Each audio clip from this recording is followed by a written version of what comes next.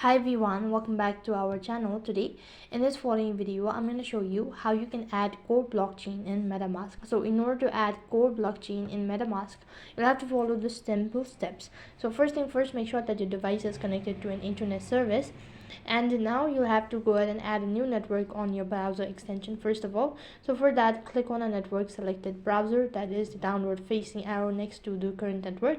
Now this will display a list of network to which you're already connected. So after you've done that, click on add network at the bottom of the network list.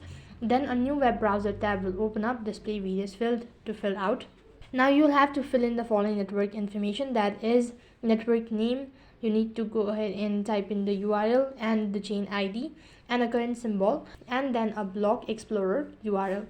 Now complete the field and click the save and add the network. After performing the above steps, you will be able to see the core network next time you access the network selector.